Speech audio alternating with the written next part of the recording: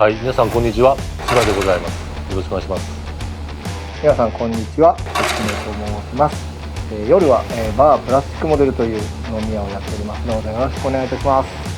はい、というわけで始まりました。始まりましたね。お久しぶりでございます。お久しぶりです。もう何年ぶりですか？もう思い出せないですコロナこれが前です。ないから3年、それ以上前です。うわそんな経っちゃった6年前ぐらいですかね。いや、ご無沙汰してます。キネマ剛一をね、はい、やっぱり復活させようと思って、はい、これが何かというと、昔フォーゲーマーさんそうですね、連載をしてました。はい。その前もあったの覚えてます？その前がファミツウェーブですよ。そう。あれもキネマ剛一？覚えてない。覚えてないな。今度はグラスホッパーのコンテンツで、はい、グラスホッパーアーカイブというブランドがあるんですよ。はい、まあ100人ぐらいしか見ないんですけども、そんなことないと思いますけど、それはないです。もう100人に向けて、いやでもいいじゃないですか。で、タイトル決めてないんですよ。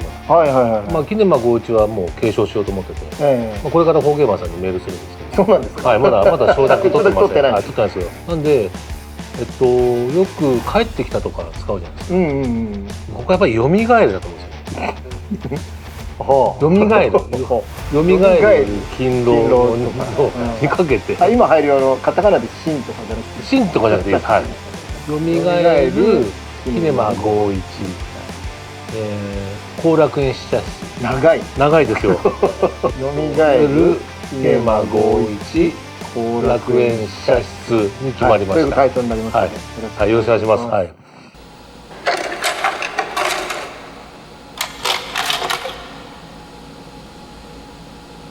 はい、てなわけで第1回目をこの映画ですよ、アイアンクロー。蘇るだけに。そうなんですよ。皆さんわかります？この映画の題材、プロレスです。いや、さすがに。僕プロレス全く知らないですけど、さすがにアイアンクローは分かります。分かりました。小学校の時やっぱりみんなやってましたよね。そうですね、これね。さすがにここまでの細かいディテールはやってないですけど、なんか大体友達とプロレスごっこする時はなんかありましたね。この技ありましたね。考えてみるとリアルタイムじゃないんですけど、もともとね、お父さんのイメージですね。そうです。僕もお父さんのフリッツ・フォン・エリックの時代はやっぱりリアルタイムじゃないんですよ。だけどもうね、プロレスといえばアイアンクローがそうですね。僕はもうそうですね、リアルタイムでやっぱりこの息子さんたちの試合見てた口なので、もう全く映画の話しないで始めてますけど、そうですね、そうです。説明するとね、この映画実話を元にした映画で、そうなんです、そうなんです。鉄の爪アイアンクローという必殺技を持った伝説のプロレスラーであるお父さんと、その息子たちがどんどんプロレスラーになっていくんですけど、そのプロレスラーになっていった彼らに起こる一つの伝説と悲劇とというようなのがメインのストーリー。一家のね、ファミリーの話ですね。実話を元にしてるっていうので言うと、とにかく見終わった感想は、事実は小説より好きなりっていう言葉がこれほど当てはまる映画はないなっていうぐらいに、その映画のストーリーを超えて家族がすごすぎてこの一家やばいっすねっていう最近出てこないんですよね。映画化するの大変だったんじゃないかと思う。ストーリーを持たせるのがこんな話あるわけないだろうっていうぐらいの実話だから、それをよくストーリーとして映画にしたなっていうのは関係させましたよね。そうそう。当時もやっぱり呪われた一家というのをずっと感じながら、なんでエリック兄弟はこんなにどんどん亡くなっていくんだろうっていうのが本当不思議で、ずっと謎に包まれてたところを、でもこの映画でこの一家の出来事というものがなんていうかね、すごい近い距離感でこう感じた映画なんですよ。で、本当この監督さんには本当に僕らが感謝をしたいですね。プロレスファンからすると。結構その著名人のコメントとか見てもそうなんですけど、皆さんなんかありがとうの言葉が多いですね。要は曖昧だったわけですね、当然ね。80年代の次々と家族が不幸に見舞われていくっていう話が、当時は特にそのプロレスはファンタジー的なところがあるから、改めてこういう亡くなり方っていうのと、映画ではね描かれてなかったんですけど、多分相当ステロイド打ってたはずなんです。多分その影響なんだろうなっていうのも思って、痛み止めの注射をみんな、でもこれは普通なんですかね。当時はそうですね。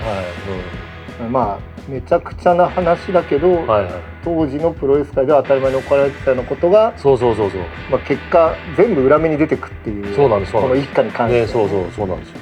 すごい話ですね、本当に。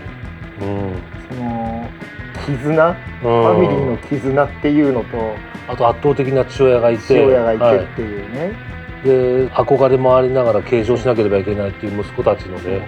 だから、この映画お父さんがめちゃくちゃなんですよね。そうですね。お父さんめちゃくちゃなんだけど、悪くは描かれてないんですよね。そうですね。難しいなと思うんですけど、やっぱり愛されてることは間違いないんです。そうなんです。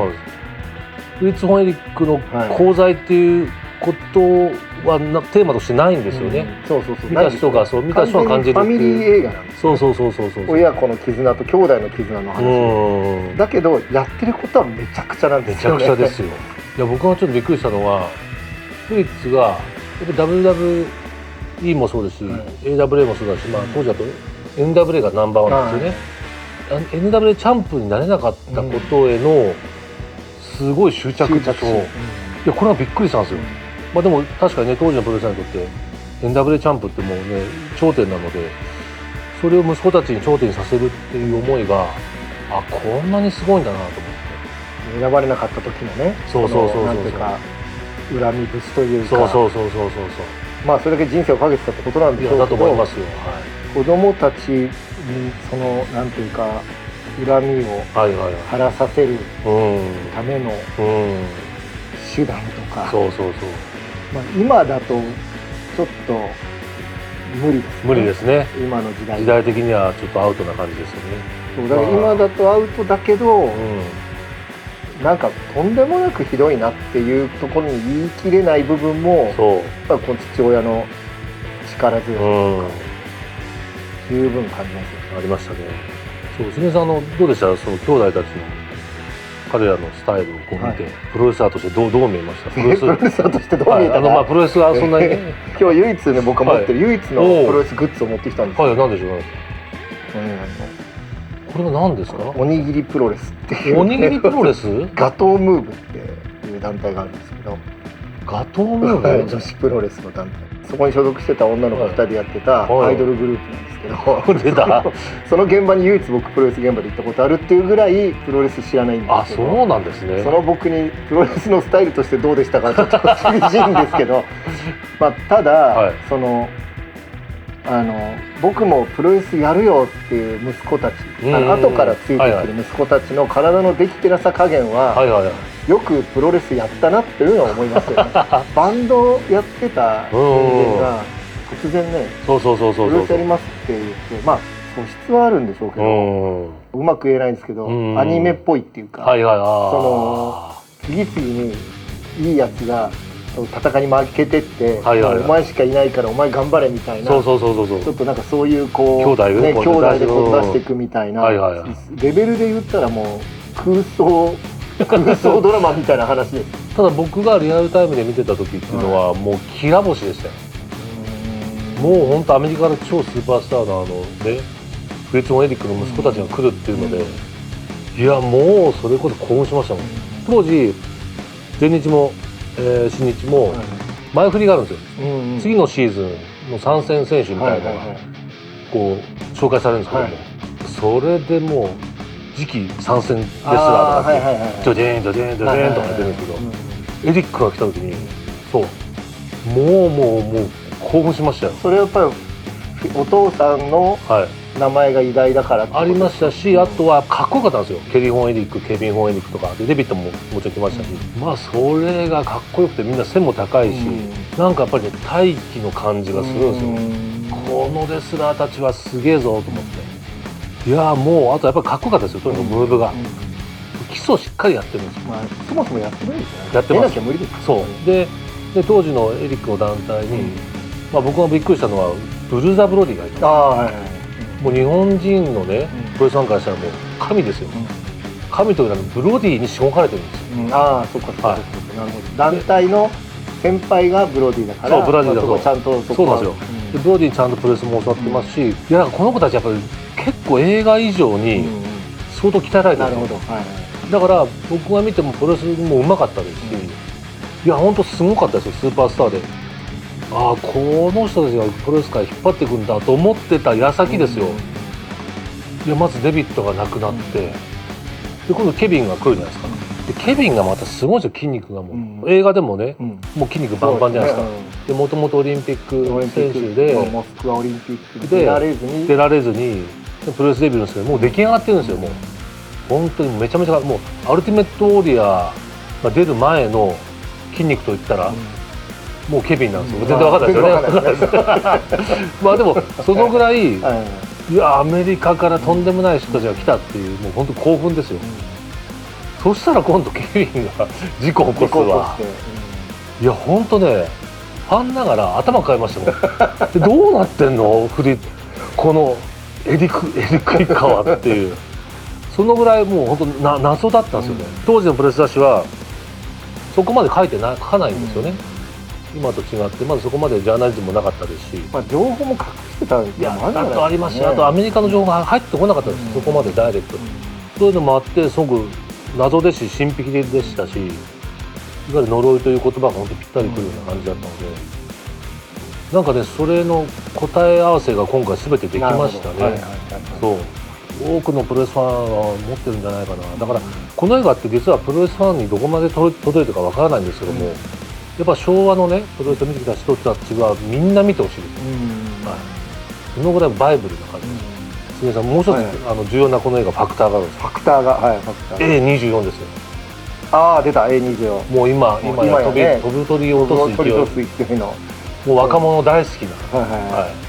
だからもうこれね、映画好きの人たち、若い映画好きの人たちも A24 映画としても、A24 ブランド、そうそう、今ブラムハウスとブラムハウスと A24 と、なんか今そういう進行形がすごいじゃないですか。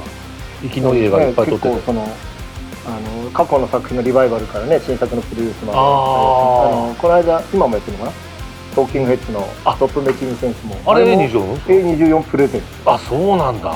まあだからね、その A24 だから見ようみたいな人がいるんじゃないかと思います。そうですよね、映画好きのね若い方に。A24 がねやっぱりなかなか活かしてるなと思ったのが、これちょっと見てほしいんですよ。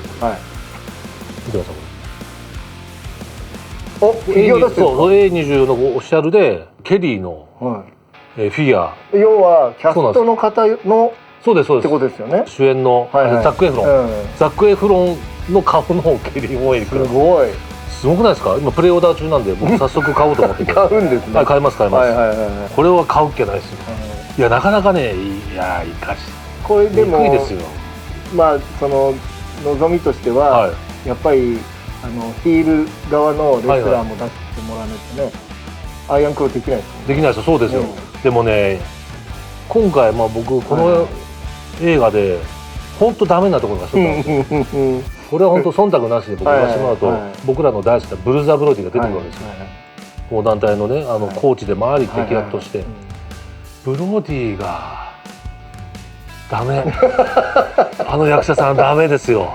それは似てる似てないじゃなくて、ムーブがダメってことです。ムーブもダメだし、ブロディはインテリジェンスモンスターって言われるんですよ。まあ本当になんですか、ちょっとジーザス・クライストみたいな雰囲気と知的な、確かにね、元新聞記者っていう振り込みですからね。振り込みね。そうそう、振り込みは本当そうなんですよ。頭脳明晰で頭のいい人で、その知的な雰囲気が漂ってるんですけども、この映画のブロディはただの野獣なんですよ。ただの髪の毛長くてひげ生やして、あーみたいなやってるね。確かに。違う。まあそんなにシーン自体は長くなかったですけど。長くないですけども、もうそこでもう醸し出されちゃったんです。そう、それはもう僕は圧倒的にもう拒絶ですよ。ああ、監督分かってねえなと思って、なんで僕を呼んでくれなかったんだろうってね。僕が思ったのは、やっぱりイギリス人がねこのプロレス、アメリカンプロレスを監督するんだったら、映画作るんだったら僕もそろそろね、やっぱプロレス映画をちゃんと作んなきゃいけないかなっていうね時期に入ってきたなっていう、そういうタームなのかなっていうのをこのメッセージ、そういうメッセージです。メッセージ、それ電波です完全に。電波。そのメッセージが映画から来たとしたらそれやばいやつですかね。長本小事務所に。そこ？ハリウッド。日本に住んでる。ハリウッドで撮ります。まあでもブロディにそのぐらい思い入れが強い須田さんにしてみると、ちょっと今回どうしても腑に落ちないのはそこだと。そこです。はい。ただリック・フレアは最高です。リック・フレアの役者はよくできてました。なんか誰かもコメントされてましたね。あ、本当ですか。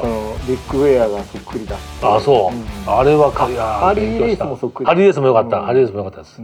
ハリーレースいいレスラーなんですよ。いや本当になんかもうたまらんですよね。ああ、そのプロレスファンにしてみると、そう当時のもうどんどん出てくるのそう名レスラーたちが出てきて、いやーよかった。結構プロレスラーじゃない人がプロレスラー役やってるのなかなかすごいですね。そうそうすごいです。よくやりきりましたよ、ザック・エフロンね。相当鍛えたんじゃないですか。だってザック・エフロンって僕映画とか見たことないんですけど、まあ、ちょっと調べるじゃないですか、いい演技してたなと思ったら、すげえなんかバキバキのイケメンですもんね。そうですね、ハイスクールミュージカルかのなんかそうそうそう、主演ですそうちょっと雰囲気が全くこうつかめないぐらい、同時人物とは思えないぐらいもう完全にケリーになってましたもん。だからもしかしたら劇中出てきた注射全部本当に打ってたんですよ。すごいの？いやいやダメです。ダメですよ。あとダメージがある。ちゃんと鍛えてます。あとちょっとね同じようなシーンがね結構いっぱいあるんですよ。現役時代の写真と、その劇中の同じような同じようなポーズを取る。はい。なんかちょっとまあ別にいいんですけどね。別にいいんですけど、そこまでしなくてもいいのかなとか思いながら。だからポスターにしたいんですよ。ああ、もうきっとやりたいです。宣伝素材。そう絶対そうプロモーションの方から。これ撮っといてくださいよってね。関さんわかりますよねこれ。まあわかるんですけど、わかるからこそもどかしいですよ。いやでもやっぱり向こうの役者うまいですね。まあそうですね。いや本当びっくりしました。僕最後号泣しましたもん。いや最後のシーン。最後ね。最後っていうかあそこエンディングも本当素晴らしい素敵なエンディングで、最後ねまあネタバレになるから言わない方がいいと思うんですよね。で今現在のこともちゃんと最後にそうそうあれもすごく素晴らしかったですね。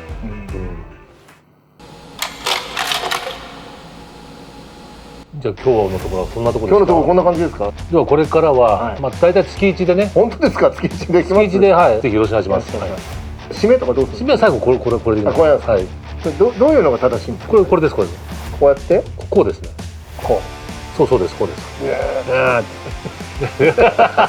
恥ずかしい。おじさんが100人の皆さんに向かってせーの。